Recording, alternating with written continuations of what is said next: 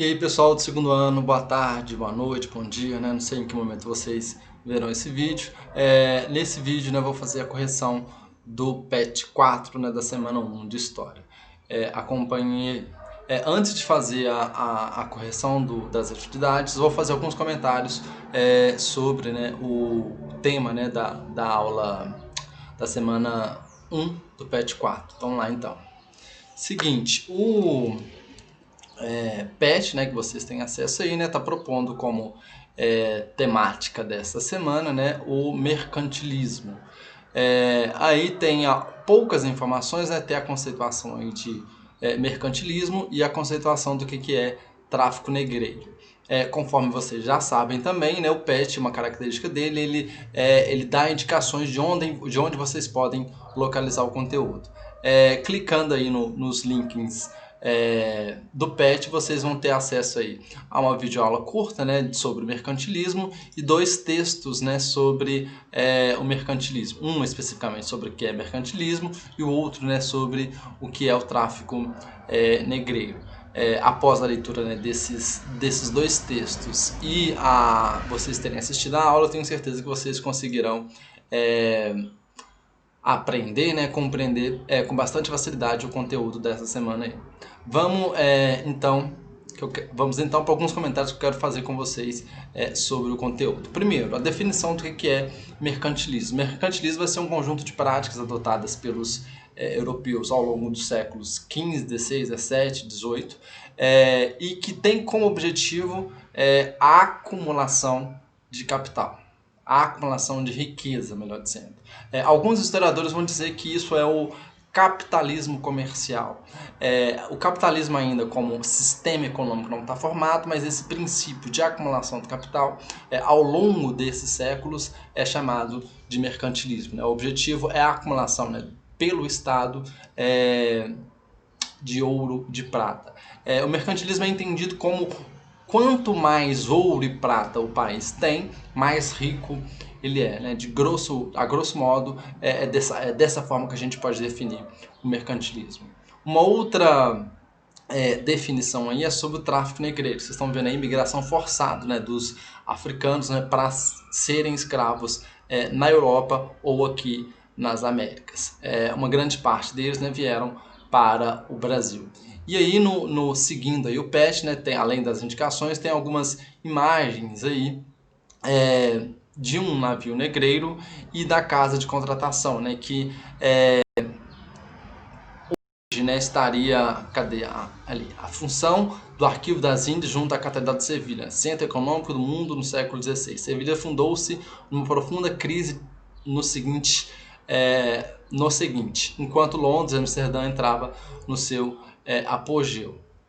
Essas duas imagens simbolizando um pouco essas características do mercantilismo, enquanto que a utilização do tráfico negreiro, né, foi uma característica, a gente assistiu também ao florescimento, à consolidação de algumas cidades, em contraposição ao enfraquecimento, né, de algumas cidades europeias. Então, feito esses comentários, né, essa definição, essas definições rápidas, né, do que é o mercantilismo, do que é o tráfico negreiro, vocês, né, depois de terem visto o vídeo, né, que é bastante elucidativo, e lido os dois textos, vão conseguir fazer facilmente o exercício aí, porque inclusive as atividades, elas têm como base esse pequeno texto aí também. Vamos então às questões, né, às atividades. O que ocorreu com a expansão marítima? Seguinte, a expansão marítima, o processo de expansão marítima, ou grandes navegações iniciado a partir do século XV, ele vai proporcionar um conjunto de transformações na Europa e também aqui nas Américas, né? Tem uma perspectiva descobrimento ou invasão, né, que em outros momentos a gente pode discutir melhor, mas o fato é que houve um processo de conquista dos europeus aos povos e ao território americano.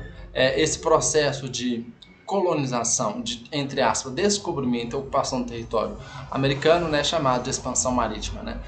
Expansão marítima ou grandes navegações.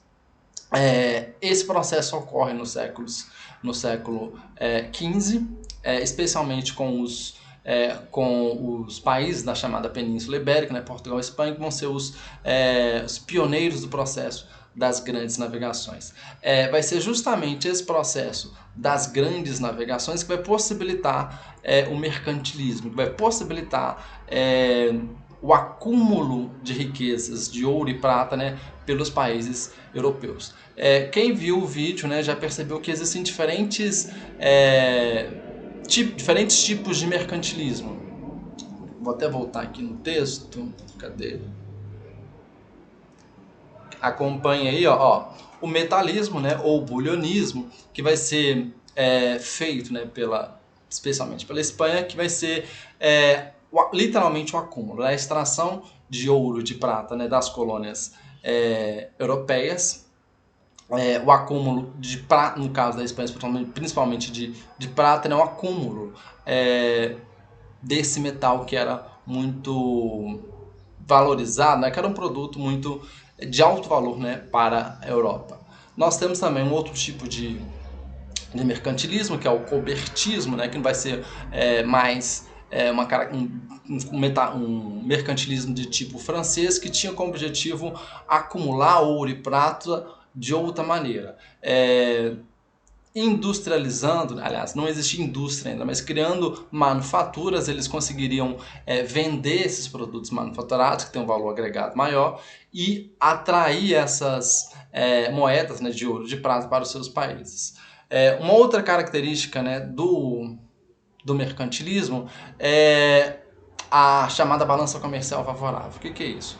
Os países mercantilistas, né, da Europa, ao longo desse contexto, né, dos séculos XV, XVI, XVII, como eles queriam acumular ouro e prata, que eles vão fazer?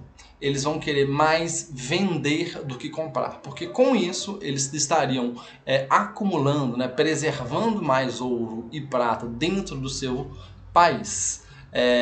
Essa prática, de certa forma, ela é utilizada até hoje nos países, mas não nesse modo, né, de acumulação de ouro e de prata, né? Ela é feita de outra maneira, né, na atualidade, mas enfim, isso é assunto para um outro vídeo. Uma outra característica, um outro ponto importante com relação ao mercantilismo é o tipo de mercantilismo que os portugueses implementaram aqui no Brasil, que seria o tipo de plantation.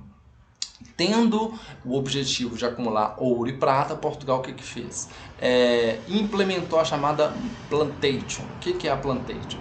É o tipo de cultura em que existe a produção de um único produto, e esse único produto é produzido em larga escala, em grande escala, e o objetivo é exportar esse produto para que o país, né, no caso Portugal, conseguisse acumular ouro e prata. Então, no caso de Portugal, além de ter tido a possibilidade de extração de ouro aqui na sua colônia, na colônia americana, no Brasil, também implementou esse tipo de prática, né, para acumular ouro e prata dentro do contexto do mercantilismo.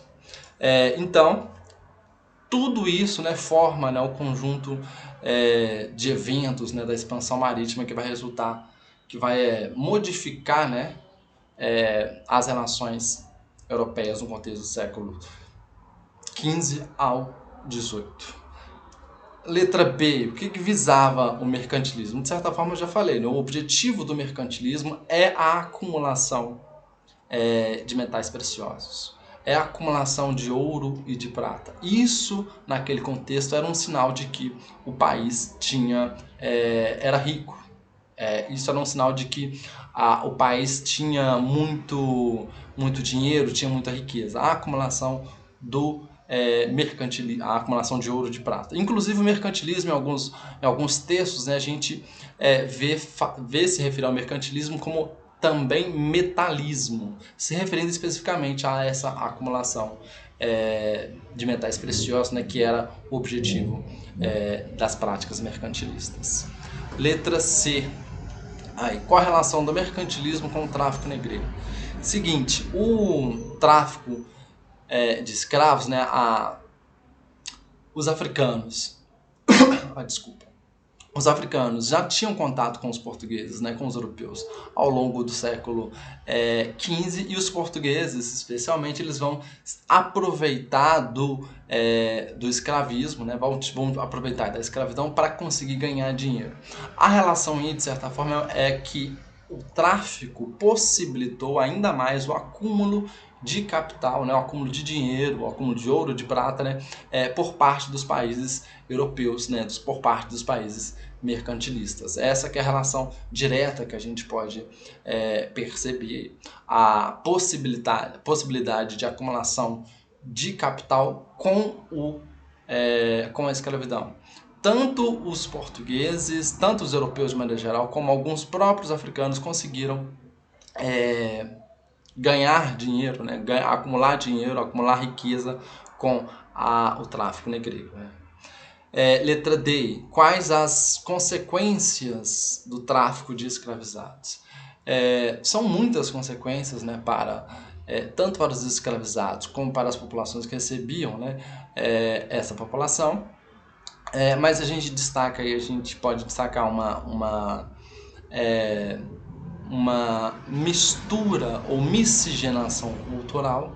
Aqui, especificamente no caso do Brasil, além da miscigenação cultural, a gente tem um cruzamento genético, né? Existiu e existe até hoje uma valorização da miscigenação, né? Da formação de casais